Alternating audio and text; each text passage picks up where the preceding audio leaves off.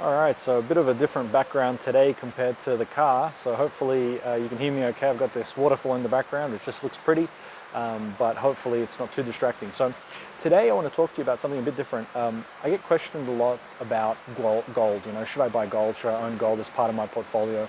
And a lot of investors and people get asked, how much of my portfolio should I have in gold? Should I have half of it in gold? Should I have a little bit in gold? Should I have a lot in gold?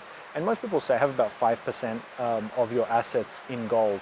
And really gold, all it does is it stops you from losing money against inflation. Okay, that's all it is. It's an inflation protection asset.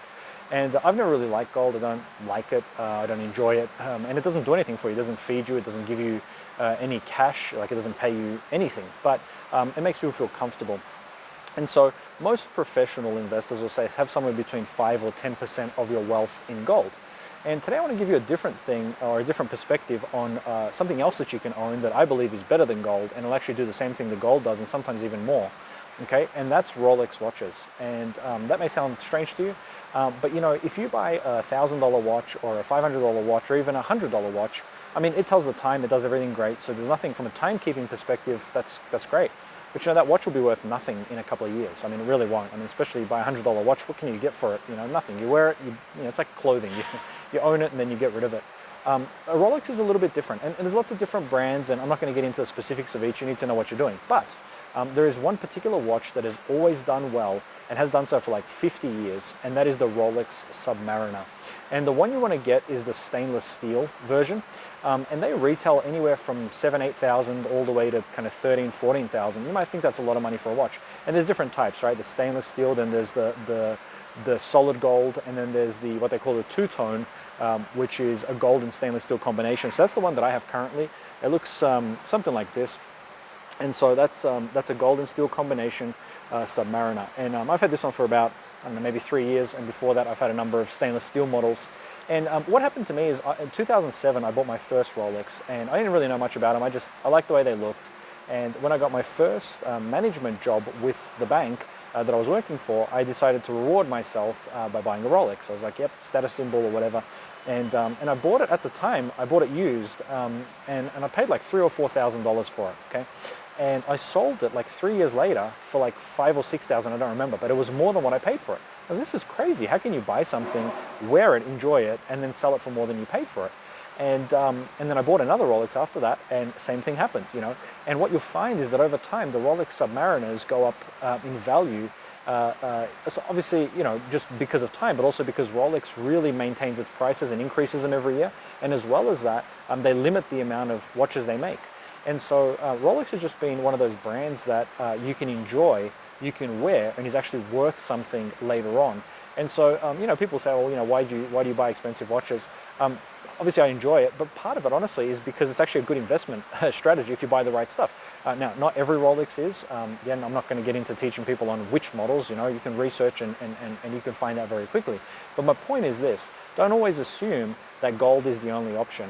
You'll find other things. There's artwork that you can buy. Obviously watches. There's even shoes. I mean, there's certain Air Jordan shoes that you can buy that have gone up in value over time. They're $2,000, $3,000, $4,000 now. So there are different things, but to me, watches are something that I like. I mean, they're a fashion item. They have utility. They do tell the time. Of course, your phone tells the time, so I get that.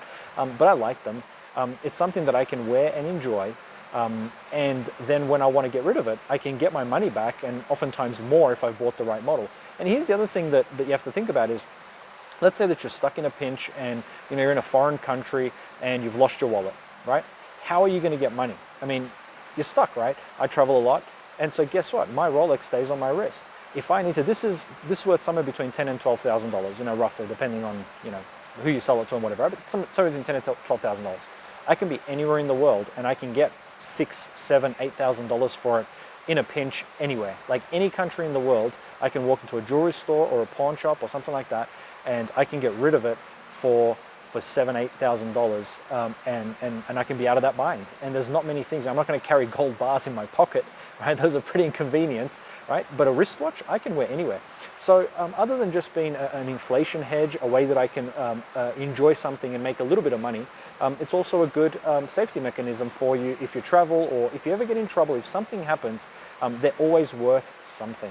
And so I know that's a bit different, and it's not what most people think about. But for those of you that don't know, have a look into it. Learn different options, because for many of you that are like, well, I'd like to buy a little bit of gold, consider buying a Rolex instead if you like watches, because it'll be something that you can enjoy wearing, and you'll actually get your money back and more over time if you buy right. So again, just do the investigation. I'll save you some time. The best one to get is the stainless steel one. This is steel and gold. I just like the way it looks. This one won't do as well. It'll still do well, but not as well as the steel ones. And you can buy the steel ones for between $7,000 and $10,000, and you can sell it for that or for more in the years to come while you enjoy it.